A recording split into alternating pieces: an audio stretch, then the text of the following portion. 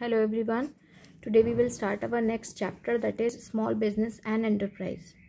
तो पहले हम जान लेते हैं कि एंटरप्रेन्योर कौन होता है. एंटरप्राइजेस हम सबको पता है, the enterprises can be the company, enterprises can be a sole proprietorship business, enterprise can be a private company और अ पार्टनरशिप फर्म. एंटरप्रेन्योर कौन होता है? जो भी उस पर्टिकुलर बिजनेस की देखभाल कर रहा है, एक ऐसा person who is undertaking any kind of business, especially when this involves taking financial risk, right? एक एंटरप्रेन्योर मतलब बिजनेसमैन. हम यहाँ पर किसकी बात कर रहे हैं? बिजनेसमैन की. तो बिजनेसमैन कौन पर्सन हुआ? Who makes money by starting और running any business, specially when this involves taking financial risk.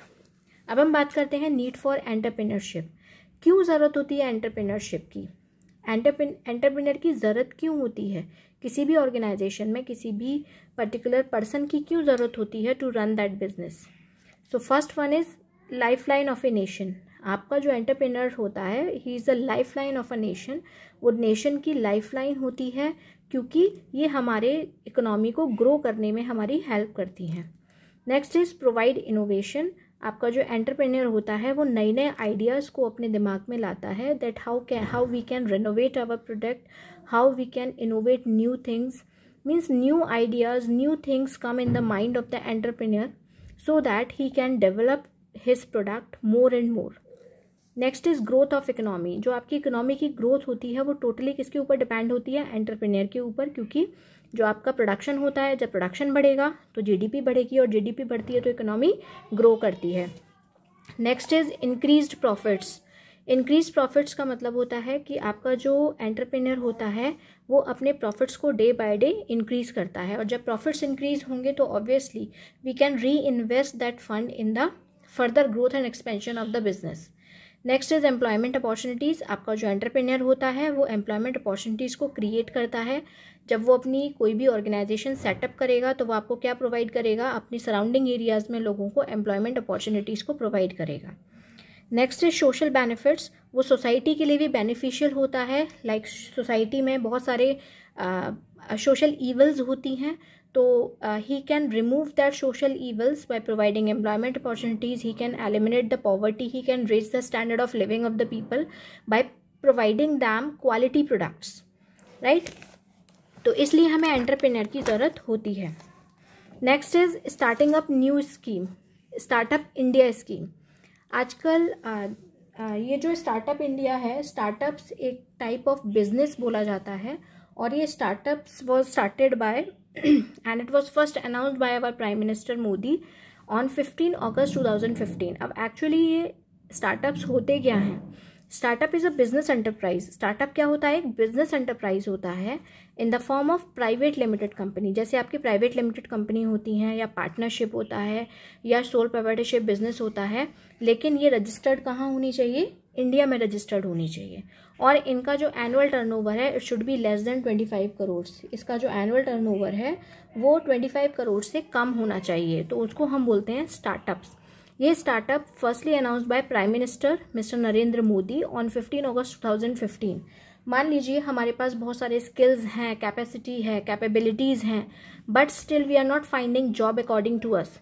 So we can involve in that startups which is announced by Prime Minister. And to start these startup, they are providing so many financial incentives, so many subsidies to us. ये अगर हम in startups को start करते हैं तो हमें बहुत सारी फाइनेंशियल असिस्टेंस भी हमारे मोदी जी ने प्रोवाइड की हुई हैं हमको. ठीक है. इसके बाद various schemes and ways to fund startup by government of India. अगर आप कोई भी स्टार्टअप करते हैं, कुछ भी स्टार्टअप करते हैं, या कोई भी अपना बिजनेस स्टार्ट करते हैं अंडर स्टार्टअप इंडिया स्कीम, तो आपको क्या क्या बेनिफिट्स होते हैं उससे? No inspection. इस स्कीम के अंदर आपको कोई भी इंस्पेक्शन की ज़रूरत नहीं है. 3 ईयर्स के अंडर आपका कोई भी इंस्पेक्शन नहीं होगा आपके गुड्स एंड सर्विसेज का. लाइक आपका लेबर लॉज, काफ़ी सारे लॉज होते हैं हमारे यहाँ, वेट एंड मेजर्स एक्ट, उनके थ्रू आपका 3 ईयर्स तक कोई भी इंस्पेक्शन नहीं होगा. सिर्फ आपका सेल्फ सर्टिफिकेशन चाहिए, यानी कि इंस्पेक्शन दो तरीके से होता है, या तो सेल्फ इंस्पेक्शन कर लेते हैं या हम बाहर की टीम को बुलाकर इंस्पेक्शन कराते हैं। तो यहाँ पर सेल्फ इंस्पेक्शन आप अपनी प्रोडक्ट्स का, अपने गुड्स का कर सकते हैं 3 इयर्स तक। बाहर से कोई भी आपका इंस्पेक्शन करने नहीं आएंगे। Next is registration. इस टाइप की ऑर्गेनाइजेशन के लिए किसी भी रजिस्ट्रेशन की कोई ज़रूरत नहीं है। जो government has launched a mobile app in April 2016। आपकी जो गवर्नमेंट है उसने अप्रैल 2016 में एक ऐप डाउनलोड किया था और उसमें एक पोर्टल था जिसमें आप अपना रजिस्ट्रेशन करवा सकते हैं only on a single day. एक दिन के अंदर अंदर आपका रजिस्ट्रेशन आसानी से इसमें हो सकता है। So not too much legal formalities are required, no time consuming is this startup, right. Next is income tax exemption. यहाँ पर इनकम टैक्स 3 साल तक के लिए एग्जाम्प्ट होती है। आप कितना भी कमाइए, मीन्स लेस देन 25 करोड़ आपका टर्नओवर होना चाहिए और उस पर कोई भी टैक्स नहीं लगेगा, right. Next is benefits in patents and intellectual property. Patents आप लोग जानते ही होंगे, जो मतलब आपने देखा होगा जो इंग्रेडिएंट्स, जो पेटेंट्स हम यूज़ कर रहे हैं वो कोई और यूज़ नहीं कर सकता है। तो यहाँ पर पेटेंट्स के लिए भी हमको काफ़ी सारा मतलब 80% रीबेट प्रोवाइड किया गया है। पेटेंट्स को अप्लाई करने में हमारी फ़ीस वगैरह बहुत जाती है, तो अगर हम पेटेंट्स के लिए अप्लाई करते हैं तो 80% फ़ीस का रिबेट स्टार्टअप स्कीम इंडिया के अंडर जो भी अपना बिजनेस स्टार्ट कर रहे हैं उनको पेटेंट्स में 80% फ़ी में कंसेशन मिलेगा, right. Next is funding scheme for startups. Startup के लिए गवर्नमेंट ने बहुत सारी फंडिंग स्कीम्स भी स्टार्ट की हैं। मैंने अभी आपको बताया था फाइनेंशियल असिस्टेंस, बहुत सारा पैसा मींस फॉरेन कंट्रीज से भी हमारे यहाँ बहुत सारा पैसा आया है। एक 2 बिलियन मतलब $2 बिलियन हमारी कंट्री में जापान ने इन्वेस्ट किया है इन स्टार्टअप इंडिया, राइट। तो फंडिंग स्कीम बहुत है यहाँ पर। Government is also providing so many financial assistance and so many subsidies if you want to open up startups, ठीक है। तो स्टार्टअप अगर हम ओपन करते हैं, ये मेनली क्या है कि एक तरीके से a person should be self reliant. एक पर्सन एक जो लोग हैं वो आत्मनिर्भर बने, उन लोगों के पास स्किल्स हैं, कैपेबिलिटीज़ हैं, तो वो सेल्फ रिलायंट बने, उसके लिए ये स्टार्ट किया गया है। और इसमें इसलिए इतने सारे रिलैक्सेशन आप लोगों को प्रोवाइड किए गए हैं।